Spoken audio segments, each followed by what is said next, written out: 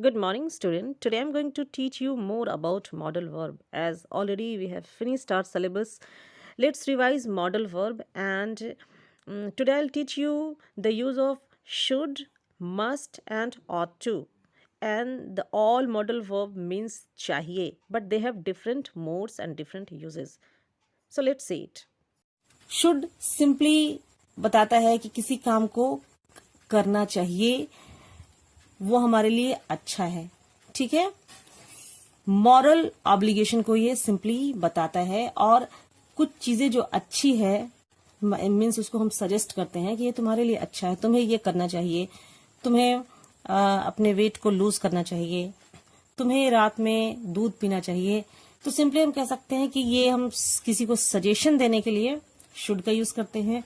और moral obligation जिसको हम कहते हैं कि नैतिक कर्तव्य जो हमारा होता है उसके लिए भी हम शुड का यूज करते हैं। Like you should obey your parents, you should not abuse anyone. Ought to को जस्ट हम देखते हैं कि शुड को जस्ट रिप्लेस करता है ऑट टू, बस थोड़ा सा स्लाइट डिफरेंस है। शुड से हम किसी को सलाह भी देते हैं, लेकिन ऑट टू से हम सिंपल उसी चीजों के बारे में बताते हैं जो कि जहां पे बॉन्डेज है, मॉरल ऑब्लिगेशन है। सिर्फ और सिर्फ मॉरल ऑब्लिगेशन में मीन्स नैतिक कर्तव्य में हम ऑट टू का यूज करते हैं, जबकि हम शुड का यूज सलाह देने में भी करते हैं। वैसे सिंपली ऑट टू जो है वो शुड को रिप्लेस करता है। कभी कभी हम सजेस्ट करने के लिए भी हम ऑट टू का यूज करते हैं। एक स्लाइट सा डिफरेंस है दोनों में, शुड और ऑट टू में। वो ये है कि शुड जो है वो सिंपल ऑब्जेक्टिव ओपिनियन को बताता है। Objective opinion means what I think is best for you, should ऐसा बताता है। जबकि ऑट टू है वो क्या एक्सप्रेस करता है, it expresses objective truth not the objective opinion. इसका मतलब होता है कि what is necessity and can't be avoided, जो जरूरी है और इसको हम अवॉइड नहीं कर सकते हैं। ठीक है। तो सिंपली हम देखते हैं कि शुड और ऑट टू का यूज इंटरचेंजेबली होता है, लेकिन एक छोटा सा डिफरेंस है।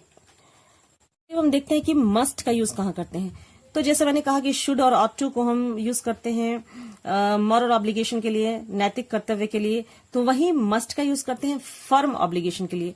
मीन्स यहाँ ये इसको आप अवॉइड नहीं कर सकते, ये आपके लिए बहुत ही जरूरी है, इसको करना ही करना है। मीन्स ये ड्यूटी है या रूल्स है। मस्ट और कहाँ कहाँ यूज होता है मैं बताती हूँ आपको। फर्स्ट ऑफ ऑल मैंने कहा कि एक नेसेसिटी को बताता है कि ये आपको करना है, यू मस्ट वेयर शूज। ठीक है, मीन्स तुमको पहनना ही है। ठीक है। सेकंड है ड्यूटी ऑब्लिगेशन। ठीक है, ड्यूटी ऑब्लिगेशन को बताता है कि एज अ ड्यूटी बॉन्ड आप किसी ड्यूटी को कर रहे हैं और वहां कुछ बंधन है, कुछ बॉन्डेज है जिसको आपको करना है। Like you must complete your task by tomorrow. फिर अब ये बताता है, डिटर्मिनेशन को भी बताता है, सर्टेनिटी ऑफ बिलीफ को भी बताता है, प्रोहिबिशन को भी एक्सप्रेस करता है और एम्फैटिक सजेशन या एम्फैटिक एडवाइस को भी ये बताता है। You must speak the truth. तो चलिए इन तीनों को हम सेंटेंसेस में देखते हैं। हम देखते हैं इन सेंटेंसेस को जिसमें शुड का यूज हुआ है कि कैसे ये डिफरेंट मोड को एक्सप्रेस करते हैं। सबसे पहले हम सेंटेंस स्ट्रक्चर को देखेंगे कि शुड का जब हम यूज करते हैं तो सेंटेंस का स्ट्रक्चर क्या होता है। तो सबसे पहले सब्जेक्ट आता है, उसके बाद फिर शुड आता है और उसके सिंपली तुरंत बाद आता है V1। और जब हम इसको नेगेटिव बनाते हैं तो सब्जेक्ट के बाद शुड आता है और उसके बाद तुरंत नॉट आता है और फिर आता है V1। तो चलिए हम देखते हैं, you should go on a diet. अब हम देखते हैं कि जब हम किसी को बोलते हैं कि तुम्हें डाइटिंग करनी चाहिए, तो इस स्टेटमेंट से पता चलता है कि हम किसी को सलाह दे रहे हैं। तो it carries an advice. You should leave now. अब यहाँ भी देखते हैं कि हम किसी को बोल रहे हैं कि तुम्हें अब जाना चाहिए, तो हम इस तरह से किसी को सलाह दे रहे हैं। तो ये भी एक सजेशन है और एडवाइस है। Kids shouldn't tell lies. यहाँ भी हम बच्चों को सलाह दे रहे हैं कि छोटे बच्चे को झूठ नहीं बोलना चाहिए। और कह सकते हैं कि यहाँ पे ये मॉरल ऑब्लिगेशन को भी दिखा रहा है। ठीक है, कि झूठ बोलना अच्छी बात नहीं है। You should plan your holidays. तुम्हें अपनी छुट्टियों को एडवांस में प्लान करना चाहिए। तो इससे क्या पता चल रहा है कि हम किसी को सलाह दे रहे हैं। You shouldn't dirty this place. अब यहाँ भी देखते हैं कि मॉरल ऑब्लिगेशन भी है और एक सजेशन भी है। You should help the poor. इस स्टेटमेंट में है एक मॉरल ऑब्लिगेशन कि हमें गरीबों की मदद करनी चाहिए। तो हम देखते हैं कि मॉरल ऑब्लिगेशन एक फर्म ऑब्लिगेशन नहीं है, ठीक है। एथिकली ये बहुत अच्छे हैं, गुड हैं, लेकिन अगर हम किसी को सलाह दे रहे हैं कि you should obey your parents, you should help the poor, तो it depends on him whether he will follow your advice or not. So it entirely depends on him. यहाँ पे हम कंपल्शन, नेसेसिटी या फिर एक फर्म ऑब्लिगेशन किसी पे हम इम्पोज नहीं कर सकते हैं जब हम शुड का यूज करते हैं। तो हम देखते हैं इन सेंटेंसेस को जिसमें ought to का यूज हुआ है और हम देखेंगे कि किस तरह से ये should को रिप्लेस करता है। तो सेंटेंस स्ट्रक्चर इसका होता है सब्जेक्ट प्लस ought to, उसके बाद तुरंत आता है V1 जिसका फॉर्म जो है वो चेंज नहीं होता है। सब्जेक्ट के अकॉर्डिंग ये जो है इसमें चेंजेस नहीं होता है, ठीक है। और जब हम नेगेटिव बनाते हैं तो सब्जेक्ट के तुरंत बाद ought आता है और उसके बाद फिर हम नॉट लगाते हैं, तब टू लगाते हैं, मीन्स ought to के बीच में नॉट लगाते हैं, तो ये बन जाता है नेगेटिव। तो चलिए हम देखते हैं इन सेंटेंसेस को। You ought to call your mother, तो सिंपली इसमें क्या है कि इसमें हम ऐसा नेसेसिटी बता रहे हैं जिसको कोई डिनाई नहीं कर सकता है। इसको हम बोलते हैं ऑब्जेक्टिव ट्रूथ, मीन्स करना चाहिए, तुम्हें बहुत जरूर करना चाहिए, ठीक है ना। You ought to reduce your weight, जब हम ought to लगाते हैं तो सिंपली हम ये नहीं बताते कि ये मेरा ओपिनियन है, ये हम ये बताते हैं कि it is quite necessary for you, तुम्हारे लिए जरूरी है, तुमको करना चाहिए। You ought to go on leave.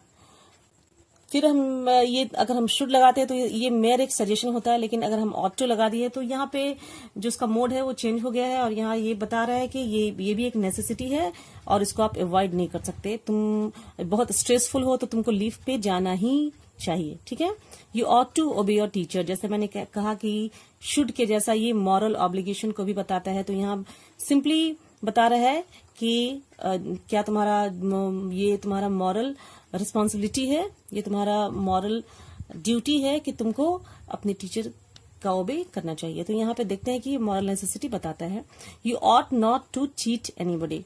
अब ये देखिए नेगेटिव सेंटेंस में ought और to के बीच में नॉट आता है, ये भी बता रहा है एक मॉरल नेसेसिटी जो कि सबको करना चाहिए। You ought not to tell lies. अब यहां भी देखते हैं कि ये भी बता रहा है मॉरल नेसेसिटी कि हमको सच बोलना चाहिए, हमको किसी के साथ झूठ नहीं बोलना चाहिए। सो चलिए हम देखते हैं कि मस्ट का यूज कैसे करते हैं। जैसा कि मैंने बताया कि शुड और ought to का यूज एक जैसा ही है, लगभग दोनों मॉरल ऑब्लिगेशन को बताते हैं, ठीक है। लेकिन मस्ट जो है वो एक फर्म ऑब्लिगेशन बताता है जिसको आप डिनाई नहीं कर सकते हैं। बहुत इम्फेटिकली हम किसी को अगर हम सजेशन देते हैं या फिर बहुत इम्फेटिक एडवाइस देते हैं तो उसके लिए मस्ट का यूज करते हैं। और जहां पे ड्यूटी बॉन्डेज है, जहां पे कंपल्शन है, नेसेसिटी है, जो करना ही पड़ेगा, उसमें हम मस्ट का यूज करते हैं। तो चलिए हम देखते हैं कि सारे सेंटेंस में कितने मोड्स एक्सप्रेस किए गए हैं। You must follow the traffic rule. अब देखते हैं कि ये बता रहा है कि ये नेसेसिटी है, करना पड़ेगा। You must complete your task. You must complete your task ये एक ड्यूटी ऑब्लिगेशन है जो बता रहा है कि ये आपकी ड्यूटी है, आपको करना होगा। The man must be a thief.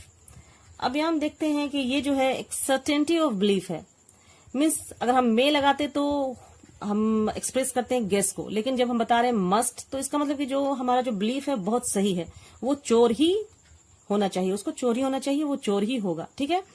You must consult a doctor. अब हम देखते हैं कि ये जो है जब हम शुड नहीं लगा रहे हैं, ठीक है, शुड अगर लगाते हैं यहाँ पे तो ये मेरली एक सजेशन होता है, लेकिन जब हम बता रहे हैं कि you must consult a doctor, that means it is an emphatic advice, ठीक है ना। बहुत जोरदार तरीके से हम किसी को एडवाइस दे रहे हैं कि तुम्हें बहुत जरूर से करना चाहिए डॉक्टर को कंसल्ट, ठीक है। You must I must achieve my goal. अब यहाँ दिखलाता है ये जो है किस मोड को एक्सप्रेस कर रहा है, यहाँ बता रहा है डिटर्मिनेशन, ठीक है, means I am determined to achieve my goal. You must not park your car here. अब देखते हैं कि इसमें है एक प्रोहिबिशन जिसमें किसी चीज को करने के लिए मना किया जा रहा है। तो इस तरह हम देखते हैं कि मस्ट का यूज सिर्फ ड्यूटी के लिए नहीं होता है बल्कि बहुत सारे मोड्स को एक्सप्रेस करता है। For example necessity, duty, obligation, determination, certainty of belief, prohibition, and emphatic advice. So I think you like this video, and please keep watching ESL classes. And if you have not subscribed to my channel so far, please go for it. And thanks for watching the video till end.